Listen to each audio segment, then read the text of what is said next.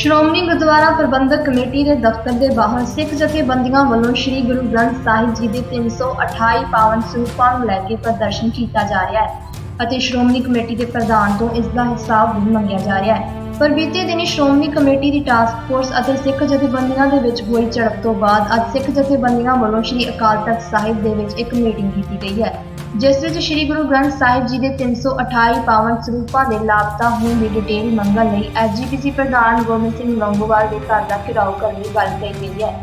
ਸਿੱਖ ਜਥੇਬੰਦੀਆਂ ਵੱਲੋਂ ਕਿਹਾ ਗਿਆ ਹੈ ਕਿ ਜਿਸ ਦਿਨ ਸ਼੍ਰੋਮਣੀ ਗੁਰਦੁਆਰਾ ਪ੍ਰਬੰਧਕ ਕਮੇਟੀ ਦਾ ਇਜਲਾਸ ਹੈ, ਉਸ ਦਿਨ ਵੀ ਉਹਨਾਂ ਦੇ ਵੱਲੋਂ ਹੱਥਾਂ ਵਿੱਚ ਤਕੜੀਆਂ ਫੜ ਕੇ ਪ੍ਰਦਰਸ਼ਨ ਕੀਤਾ ਜਾਵੇਗਾ। ਇਸ ਮੌਕੇ ਉੱਪਰ ਕੰਵਰਪਾਲ ਸਿੰਘ ਬਿੱਟੂ ਸਪੋਕਸਪਰਸਨ ਦਲ ਖਾਲਸਾ ਅਤੇ ਸਿਮਰਨਜੀਤ ਸਿੰਘ ਮਾਨ ਦੇ ਬੇਟੇ ਈਸ਼ਵਰ ਸਿੰਘ ਨੇ ਹੋਰ ਕੀ ਜਾਣਕਾਰੀ ਦਿੱਤੀ, ਆਓ ਸੁਣਦੇ ਹਾਂ।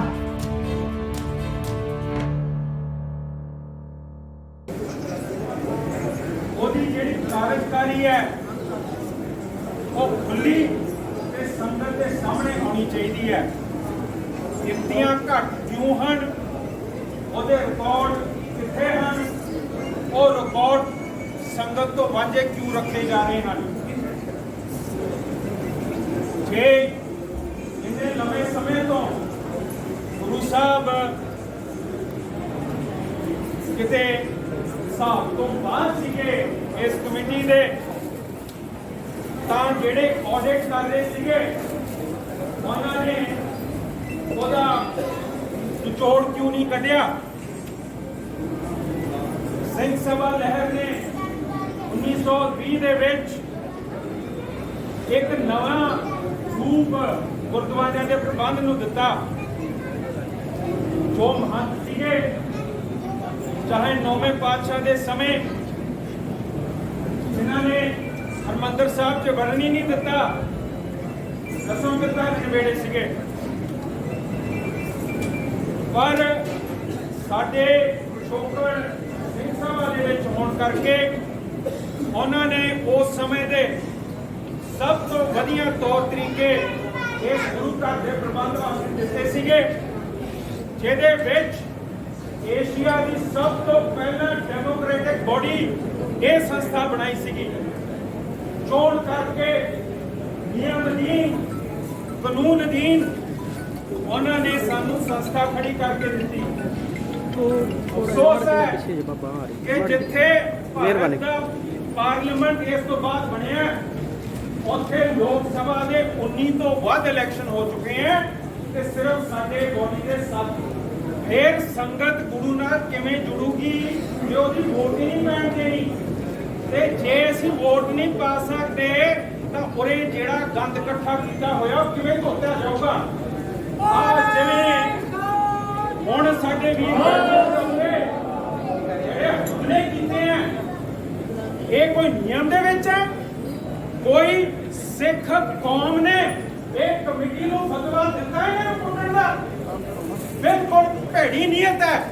ਜੋ ਸੰਗਤ ਨੇ ਤੁਹਾਨੂੰ ਫਤਵਾ ਹੀ ਨਹੀਂ ਦਿੱਤਾ ਕਿਉਂਕਿ ਤੁਸੀਂ ਵੋਟਾਂ ਵੱਲ ਵਧ ਹੀ ਨਹੀਂ। ਤੁਸੀਂ ਤਾਂ ਆਪਣੇ ਕਾਰਜਕਾਰੀ ਨੂੰ ਲੁਕੋ ਕੇ ਚੋਰਾਂ ਵਾਂਗੂ ਔਰੇ ਦਬਲ ਕੁਚਲ ਕੇ ਆਪਣੇ ਲਿਫਾਫਿਆਂ ਚੋਂ ਕੱਢੇ ਹੋਏ ਜਥੇਦਾਰਾਂ ਰਾਹੀਂ ਆਪਣੀ ਮਰਜ਼ੀ ਚਲਾਈ ਜਾਂਦੇ ਹੋ। ਇੱਕ ਅੱਗ ਦੇ ਵਿੱਚ ਅਗਨ ਭੇਟ ਕਰਕੇ ਉਹਦੀ ਗਿਣਤੀ ਘੱਟ ਦੱਸੀ ਹੈ।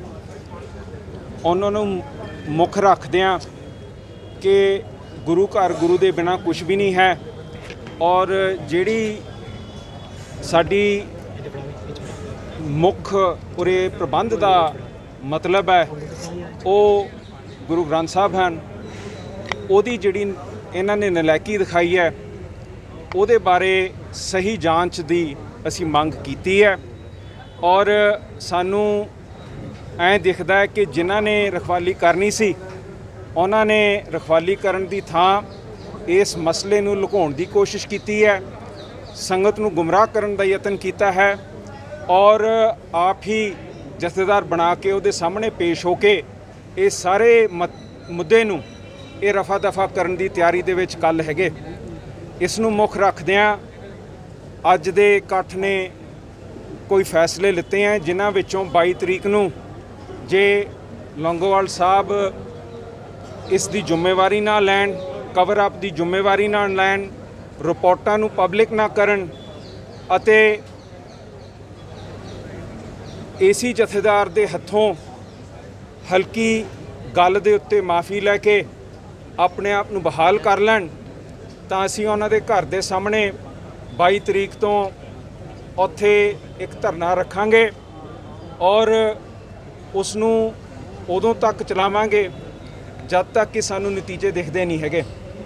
ਇਸ ਤੋਂ ਇਲਾਵਾ 25 ਤਰੀਕ ਨੂੰ ਜਿਹੜਾ ਕਿਸਾਨਾਂ ਦੇ ਮੁੱਦੇ ਦੇ ਵਿੱਚ ਧਰਨਾ ਰੱਖਿਆ ਗਿਆ, ਉਹਦੀ ਪੰਜਾਬ ਬੰਦ ਰੱਖਿਆ ਗਿਆ, ਉਹਦੀ ਹਮਾਇਤ ਇਹ ਹਾਊਸ ਕਰੂਗਾ ਔਰ 28 ਤਰੀਕ ਨੂੰ ਜਦ ਉਰੇ ਬਜਟ ਦਾ ਸੈਸ਼ਨ ਹੋਣਾ ਹੈ ਉੱਥੇ ਅਸੀਂ ਹਰਮੰਦਰ ਸਾਹਿਬ ਦੇ ਕੰਪਲੈਕਸ ਤੋਂ ਬਾਹਰ ਜਿਹੜੀਆਂ ਸੜਕਾਂ ਅੰਦਰ ਨੂੰ ਆਉਂਦੀਆਂ ਖੜ ਕੇ ਇਸ ਇਜਲਾਸ 'ਚ ਆਉਣ ਵਾਲੇ ਮੈਂਬਰਾਂ ਨੂੰ ਇੱਕ ਪ੍ਰਦਰਸ਼ਨੀ ਦਿਖਾਵਾਂਗੇ। ਇਹਨਾਂ ਦੀ ਜ਼ਮੀਰ ਜਗਾਉਣ ਵਾਸਤੇ ਯਤਨ ਕਰਾਂਗੇ ਕਿ ਤੁਸੀਂ ਗੁਰੂ ਘਰ ਦੇ ਰਖਵਾਲੇ ਹੋ, ਦਾਸ ਹੋ ਔਰ ਤੁਸੀਂ ਆਪਦੀ ਕਾਰਜਕਾਰੀ ਠੀਕ ਤਰ੍ਹਾਂ ਕਰੋ।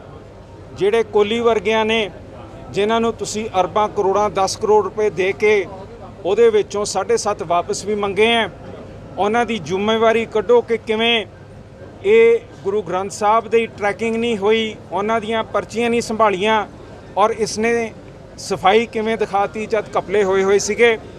ਅਸੀਂ ਜਿਹੜਾ ਇੰਸਟੀਚਿਊਟ ਆਫ ਚਾਰਟਰਡ ਅਕਾਊਂਟੈਂਟਸ ਹੈ, ਜਿਹੜੀ ਇਹਨਾਂ ਦੀ ਬੋਡੀ ਹੈ, ਉਹਦੇ ਵਿੱਚ ਇਹਦੀ ਸ਼ਿਕਾਇਤ ਵੀ ਰੱਖਾਂਗੇ। ਇਹਦੇ ਲਾਇਸੈਂਸ ਰੱਦ ਕਰਨ ਦੀ ਵੀ ਮੰਗ ਕਰਾਂਗੇ ਕਿਉਂਕਿ ਉਰੇ ਮੈਲਫੀਸੈਂਸ ਹੁੰਦਿਆਂ ਇਹਨੇ ਸਫਾਈ ਦਿਖਾਤੀ ਹੈਗੀ ਹੈ।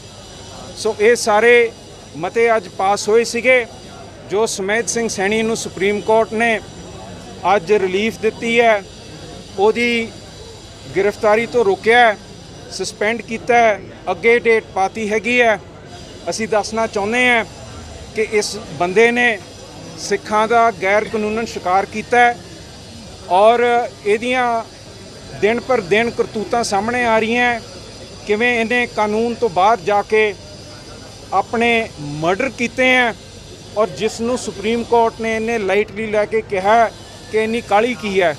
ਕਾਹਲੀ ਇਹ ਹੈ ਕਿ ਜਿਨ੍ਹਾਂ ਨੇ ਇਹ ਮਰਡਰ ਫੇਸ ਕੀਤੇ ਆ ਉਹਨਾਂ ਦੀ ਉਮਰ ਲੰਘ ਰਹੀ ਹੈ, ਉਹਨਾਂ ਦੇ ਕੋਈ ਪਤਾ ਨਹੀਂ ਕਿੰਨੀ ਦੇਰ ਜਿਉਣਗੇ ਨਹੀਂ ਜਿਉਣਗੇ ਤੇ ਸੁਪਰੀਮ ਕੋਰਟ ਨੇ ਇਨਸਾਫ ਦੇ ਵਿੱਚ ਜਿਹੜੀ ਡਿਲੇ ਪਾਤੀ ਹੈ, ਜਿਹੜੀ ਉਹਨਾਂ ਨੇ ਕਾਰਜਕਾਰੀ ਦੇ ਵਿੱਚ ਡਿਲੇ ਪਾਤੀ ਹੈ, ਉਹਦੇ ਨਾਲ ਸਪਰੈਸ਼ਨ ਆਫ ਵਿਟਨੈਸਿਸ ਦੇ ਹੋਗੀ। ਉਹਦੇ ਵਿੱਚ ਇਹ ਚਾਲਬਾਜ਼ ਬੰਦੇ ਨੇ ਚਾਲਾਂ ਚੱਲਣੀਆਂ ਔਰ ਇਸ ਬਹੁਤ ਲੰਬੇ ਸਮੇਂ ਤੋਂ ਚੱਲਦੇ ਕੇਸਾਂ ਦੇ ਵਿੱਚ ਉਹਨੇ ਆਪਣੀ ਲੱਤ ਅੜਾ ਕੇ ਫਿਰ ਇਸ ਚੋਂ ਨਿਕਲਣ ਦੀ ਕੋਸ਼ਿਸ਼ ਕਰਨਾ ਹੈ। ਇਹਦੇ ਸੰਬੰਧ ਕੈਪਟਨ ਅਮਰਿੰਦਰ ਸਿੰਘ ਨਾਲ ਵੀ ਰਹੇ ਹੈ, ਸੁਖਬੀਰ ਤੇ ਬੀਜੇਪੀ ਨਾਲ ਵੀ ਰਹੇ ਹੈ, ਉਹਨਾਂ ਦਾ ਡੀਜੀਪੀ ਰਿਹਾ ਤੇ ਹਰ ਪੱਖੋਂ ਸੈਂਟਰ ਤੋਂ ਸਟੇਟ ਤੋਂ ਇਹ ਇਸ ਕੇਸ ਦੇ ਵਿੱਚ ਆਪਣੀ ਲੱਤ ਅੜਾਊਗਾ।